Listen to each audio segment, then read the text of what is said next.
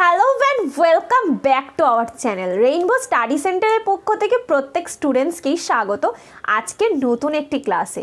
Happy new year প্রত্যেকে খুব ভালো করে মজা করে আনন্দ করে বছরটা ভালোভাবে কাটাও। আর প্রথম দিন কেমন কাটলো প্রত্যেকের আমাকে কিন্তু অবশ্যই তোমরা কমেন্ট সেকশনে জানিয়ে দেবে। তাহলে আজকে চলো একটি নতুন চ্যাপ্টার সম্পর্কে আমরা রিভিশন ক্লাস স্টার্ট করি। আজকে আমরা হিট সম্পর্কে পড়ব। হিট বা তাপ বলতে কি বোঝায়? হিট কিংবা তাপ বলতে বোঝায় তাপ এক প্রকার শক্তি যা গ্রহণে বস্তু গরম হয় আর বর্জনে বস্তু ঠান্ডা বা শীতল হয়। তাহলে তাপ কি? এক প্রকার শক্তি যা গ্রহণে বস্তু গরম হয় আর বর্জনে বস্তু শীতল হয়। আজকে আমরা একটা বেসিক ক্লাস করব, তাহলে তাপ সম্পর্কে একটু ধারণা তোমাদের ক্লিয়ার আউট হবে।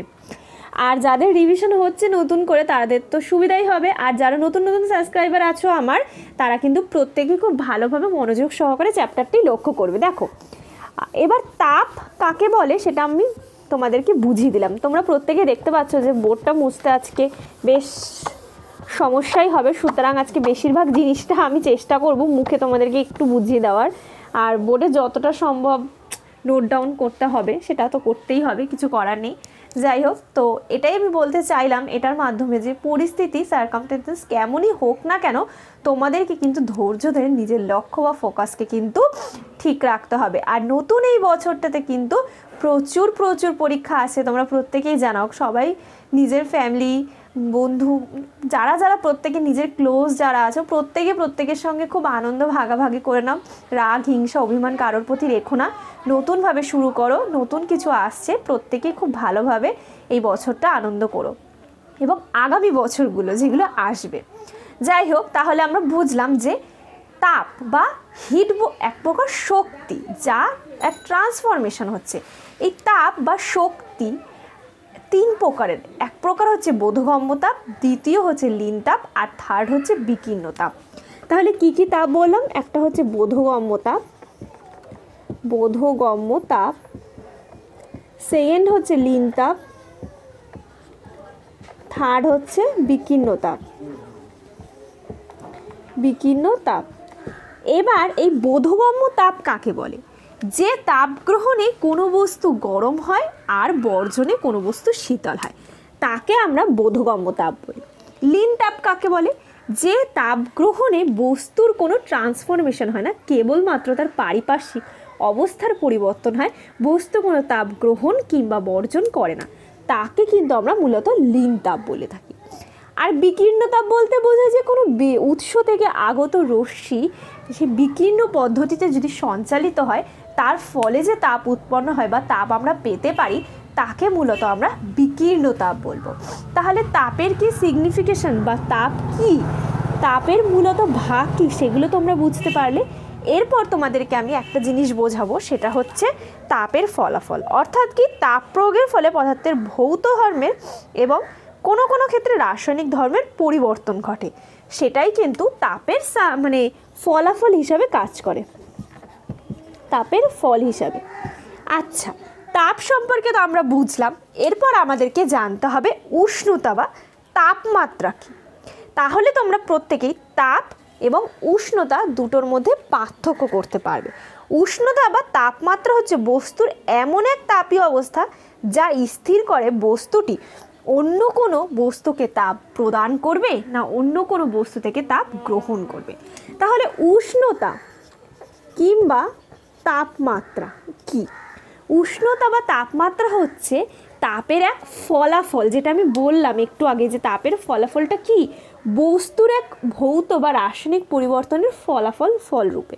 এই উষ্ণতাই তেমনভাবে তাপের এক ফল বিশেষ যা ঠিক করবে বস্তুটি অন্য কোনো বস্তুকে তাপ দেবে না অন্য কোনো বস্তু থেকে তাপ নেবে। বুঝতে পারলাম? তাহলে তাপ আর উষ্ণতার মধ্যে মূলত কি পার্থক্য রয়েছে সেটা আমি একটু ডিটেলসে তোমাদেরকে বুঝিয়ে দেব। তো দেখো, আচ্ছা স্টুডেন্টস, তাহলে তাপ কিংবা উষ্ণতার মূল যে বেসিক পার্থক্য রয়েছে, তাপ এক প্রকার শক্তি, তাই তো, যা মানে ঠিক করে যে তার ভৌত রাসায়নিক অবস্থার কি ফলাফল ঘটবে, আর উষ্ণতা হলো বস্তুর তাপীয় ফলাফল। বোঝাতে পারলাম? এছাড়াও আরও কিছু বৈশিষ্ট্য রয়েছে, যেমন ধরো উষ্ণতা মাপতে পারি কিসের সাহায্যে? উষ্ণতা কিন্তু আমরা মানে দর্শক বন্ধুরা আমরা কিন্তু মাপতে পারি থার্মোমিটারের সাহায্যে, তাই তো। কিন্তু তাপ আমরা মাপতে পারি কিসের সাহায্যে স্টুডেন্টস? তাহলে ক্যালোরিমিটারের সাহায্যে। তাহলে বুঝতে পারলে যে কিসের সাহায্যে আমরা উষ্ণতা এবং তার পাশাপাশি তাপ মাপতে পারি, তাই তো। এছাড়াও গৃহীত তাপ আর বর্জিত তাপ কিন্তু আমরা মূলত পেয়ে থাকি। অবস্থার পরিবর্তনের সময় বস্তুর মোট তাপের পরিবর্তন হয়, কিন্তু অবস্থার পরিবর্তন যখন হয় তখন কিন্তু উষ্ণতার কোনো পরিবর্তন হয় না। তাপের পরিবর্তন হচ্ছে, কিন্তু উষ্ণতার কিন্তু কোনো পরিবর্তন হয় না। বেশ, এছাড়াও আরও কিছু পার্থক্য রয়েছে, যেমন ধরো দুটো বস্তুর মধ্যে তাপের আদান প্রদান তাদের মোট তাপের উপর নির্ভর করে না, কিন্তু দুটো বস্তুর মধ্যে তাপের আদান প্রদান তাদের উষ্ণতার পার্থক্যের উপরে নির্ভর করে। উষ্ণতা যদি হয় তাপের ফল, তাহলে তাপ কিন্তু হচ্ছে উষ্ণতার কারণ। তাহলে মূল কি পার্থক্য রয়েছে যে তাপ আর উষ্ণতার মধ্যে মূল যে পার্থক্যগুলো রয়েছে সেগুলো চলো আমরা একটু বোর্ড ওয়ার্কের মাধ্যমে দেখে নেব। আচ্ছা, তাহলে উষ্ণতা আর তাপ সম্পর্কে যেটা আমি বলছিলাম একটু আগে, যে বোর্ড ওয়ার্কের মাধ্যমে প্রেজেন্ট করব, যেহেতু বোর্ডে আজকে একটু লিখতে সমস্যা হচ্ছে, আমি একটু বুঝিয়ে দিই তোমাদেরকে, মোটামুটি ওভারঅল একটা ধারণা তো দিয়ে দিয়েছি। তাহলে তাপ কি? উষ্ণতার ফল, তাই তো, বা কারণ বলতে পারো। আর উষ্ণতা কিন্তু তাপের ফলাফল মাত্র। আবার তাপকে কিন্তু আমরা ক্যালোরিমিটারের সাহায্যে মাপতে পারি, উষ্ণতাকে মাপতে পারি থার্মোমিটারের সাহায্যে। দুটো বস্তুর মধ্যে তাপের আদান প্রদান যখন হবে তখন বস্তু দুটি কিন্তু, যে বস্তুটি তাপ গ্রহণ করবে সেই কম থাকবে উষ্ণতা, সেই বস্তু কিন্তু তাপ গ্রহণ করবে, আর যার উষ্ণতা বেশি থাকবে সে তাপ বর্জন করবে। বেশ, এরপর এই যে উষ্ণতা মাপছি আমরা কোন যন্ত্রের সাহায্যে? থার্মোমিটার যন্ত্রের সাহায্যে। এই থার্মোমিটার সম্পর্কে কিন্তু আমাদের ডিটেলস জানতে হবে। যেমন সবার প্রথম আমরা জানবো থার্মোমিটার মধ্যে আমরা পারদ, প্রত্যেকে জানো পারদ থার্মোমিটার, অর্থাৎ যে থার্মোমিটারে পারদ ব্যবহার করা হয় উষ্ণতা পরিমাপ করার জন্য, তাকে আমরা পারদ থার্মোমিটার বলবো। আচ্ছা, পারদই কেন ব্যবহার করছি? কারণ পারদ তাপের সুপরিবাহী, ফলে যে পরীক্ষাধীন বস্তু থাকবে বা আমাদের বডি টেম্পারেচার থাকবে সেখান থেকে পারদ খুব সহজেই তাপ পরিবহন করতে পারবে। এছাড়াও পারদ কিন্তু অস্বচ্ছ চকচকে বলে কাঁচনলের বাইরে খুব সহজেই পারদকে আমরা লক্ষ্য করতে পারি এবং খুব সহজেই আমরা পাটও নিতে পারি। এছাড়াও যেমন ধরো রয়েছে পারদ কিন্তু কাচের গায়ে লেগে থাকে না, বরং সহজেই উষ্ণতার পরিমাপ করে সহজে ওঠানামা করতে পারে। পারদ কিন্তু এইসব কারণে কিন্তু থার্মোমিটার আমরা ব্যবহার করতে পারি। এছাড়াও পারদ ব্যবহারের প্রচুর সুবিধা রয়েছে, যেমন ধরো তার মধ্যে তো এইগুলো আমি বললাম। এছাড়াও আরও কিছু সুবিধা রয়েছে, যেমন ধরো একটু উল্লেখ করতে চাইব, উষ্ণতা পরিবর্তনের সঙ্গে পারদের আয়তনের পরিবর্তন কিন্তু খুব নিয়মিত হয়। এছাড়াও পরীক্ষাধীন বস্তু থেকে পারদ খুব কম তাপ গ্রহণ করে, ফলে উষ্ণতা নির্দেশ করতে খুব সহজ হয়। এরপর এই থার্মোমিটার সম্পর্কে যে ডিটেলসটা জানছো সেটা কিন্তু আমরা পরবর্তী ক্লাসে জেনে নেব, যে থার্মোমিটারের স্থিরাঙ্ক কী, উচ্চ স্থিরাঙ্ক, নিম্ন স্থিরাঙ্ক কী, সেলসিয়াস ফারেনহাইট স্কেলের মধ্যে কী পার্থক্য রয়েছে বা কী সম্পর্ক রয়েছে, থার্মোমিটারে পারদ ব্যবহারের সুবিধা, এগুলো তো আজকে টুকটাক আমরা জানলাম। পরবর্তী ক্লাসে কিন্তু আমরা আরও ডিটেলস ক্লাস করব। প্রত্যেকেই নতুন বছর কিভাবে কাটাচ্ছ অবশ্যই কিন্তু আমাকে জানাবে। আর আজকের ক্লাসটি যদি তোমাদের ভালো লেগে থাকে তাহলে অবশ্যই লাইক করে দিও। আর নতুন নতুন সাবস্ক্রাইবার যারা রয়েছে প্রত্যেককেই স্বাগত করছি, প্রত্যেককেই ওয়েলকাম করছি খুব ভালোভাবে। আশা করব প্রত্যেকেই তোমরা কিছু না কিছুভাবে উপকৃত হবে।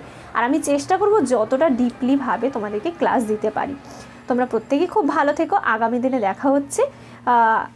হয়তো বিগত 1-2 দিন হয়তো ভিডিও আসেনি বা ভিডিও পোস্ট করার সময় হয়ে ওঠেনি বা ভিডিও তোমরা দেখতে পারোনি, কিন্তু টেনশন করতে হবে না, এখন থেকে নিয়মিত ভিডিওসগুলো আসতে শুরু করবে এবং তোমরা ভালোভাবে ফলো আপ করো।